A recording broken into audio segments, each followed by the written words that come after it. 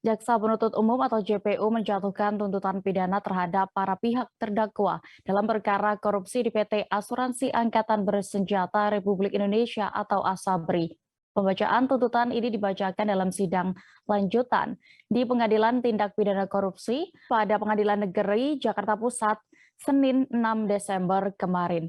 Dalam tuntutannya, jaksa menyatakan seluruh secara sah dan meyakinkan bersalah melakukan tindak pidana korupsi sebagaimana dakwaan pertama.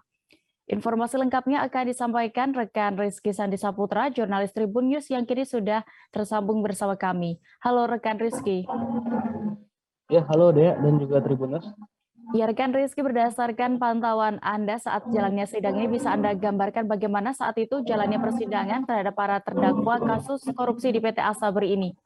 Baik Dea, jalannya persidangan dengan agenda sidang tuntutan terhadap para terdakwa kasus dugaan korupsi di PT Asuransi Angkatan Bersenjata Republik Indonesia atau ASABRI itu berjalan pada Senin kemarin pukul 2 waktu Indonesia bagian Barat di ruang sidang utama Pengadilan Tindak Pidana Korupsi pada Pengadilan Negeri Jakarta Pusat, di mana keseluruhan terdakwa yakni yang berjumlah 7 orang termasuk ex-dirut dari PT Asabri yakni Sony Wijaya juga turut dihadirkan dalam persidangan ini.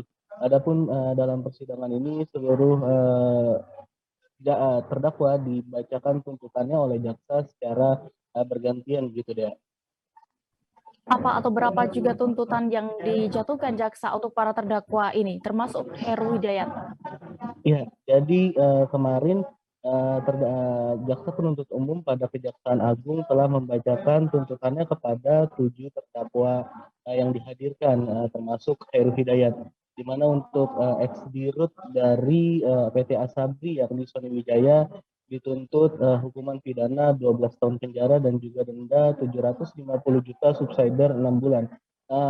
Untuk terdakwa lainnya itu bervariasi dia dengan ancaman pasal yang juga disebutkan oleh jaksa, yakni diancam pada pasal 2 ayat 1 Undang-Undang Tindak Pidana Tipikor. Sedangkan untuk terdakwa Heru Hidayat yang merupakan komisaris PT Trump, yakni dalam hal ini pihak swasta, itu dituntut 2 pasal, yakni pasal 2 ayat 1 tentang Undang-Undang Tindak Pidana Tipikor dan pasal 3 Undang-Undang RI nomor 8 tahun 2010 terkait dengan tindak pidana pencucian uang, di mana Heru Hidayat ini mendapati hukuman fantastis, yakni hukuman mati dari jaksa penuntut umum pada Kejaksaan Agung di dalam perkara kasus korupsi di PT Asabri ini dia. Jadi berarti Heru Hidayat mendapatkan hukuman paling berbeda ya. Apa Iya, yang betul. melandasi JPU menjatuhi hukuman mati kepada Heru Hidayat? Ya, jadi dalam pertimbangannya JPU menyatakan kalau kerugian yang dialami oleh negara akibat dari sikap atau perbuatan yang dilakukan oleh Heru Hidayat sudah tidak dapat ditoleransi, karena dari kasus dugaan korupsi ini Heru Hidayat dinilai atau dinyatakan merugikan negara sebesar 12 triliun lebih gitu dari kasus Asabri.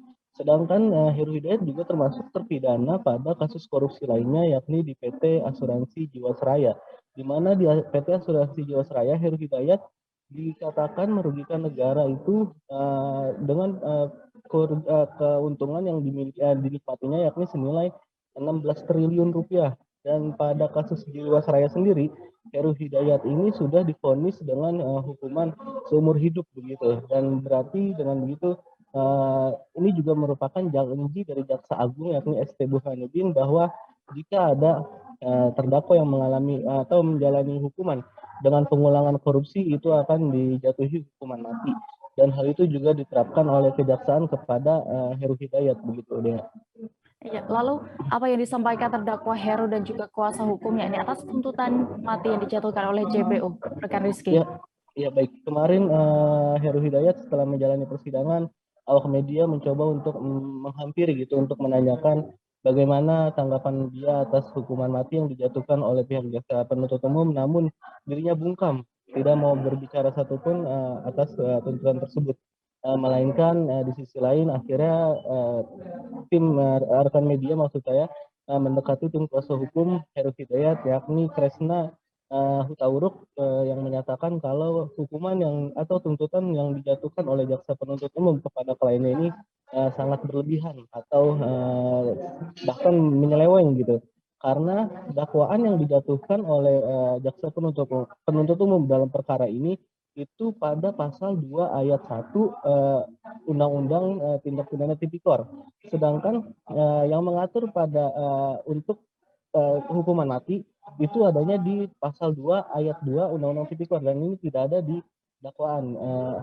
Si Kresna menyatakan kalau ini sudah tidak sesuai dengan dakwaan dan ini menyeleweng begitu ya. Baik, Tribuners, berikut akan kami tampilkan hasil wawancara rekan Rizky bersama Kresna Hutauruk selaku kuasa hukum Heru Hidayat selengkapnya. Tuntutannya sangat fantastis, ya, menuntut mati. Ya, menurut kami itu tuntutan yang sangat berlebihan dan menyimpang. Kenapa kami katakan menyimpang? Sebagaimana tadi jaksa juga sebutkan, ya kan? Pasal 2 ayat 2 adalah pasal yang dipakai untuk menghukum mati di dalam Undang-Undang Tindak Pidana Korupsi. Sedangkan tadi teman-teman juga bisa mendengar di dalam dakwaan Bapak Heru Hidayat, jaksa itu mendakwa Pak Heru pasal 2 ayat 1 dan pasal 3 Undang-Undang Tipikor serta pasal 3 dan pasal 4 Undang-Undang Tindak Pidana Pencucian Uang. Tadi juga di amar tuntutan teman-teman dengar sendiri. Jaksa menyatakan Bapak Heru Hidayat bersalah di pasal 2 ayat 1 Undang-Undang Tindak Pidana Korupsi. Di mana pasal 2 ayat 2-nya? Di dakwaan tidak ada. Tadi juga dinyatakan bersalah di pasal 2 ayat 1, kok tiba-tiba tuntutnya mati. Ini yang kami katakan menyimpang. Kenapa menuntut di luar dakwaan? Itu pendapat kami. Dalam pembelaan tentunya kami akan menyampaikan dari mana 12 triliun itu dikatakan dinikmati Pak Heru. Sepanjang persidangan menurut kami tidak ada bukti-bukti yang menunjukkan adanya aliran 12 triliun kepada Pak Heru ataupun kepada orang-orang yang katanya afiliasi Pak Heru. Terima kasih sudah nonton. Jangan lupa like, subscribe, dan share ya.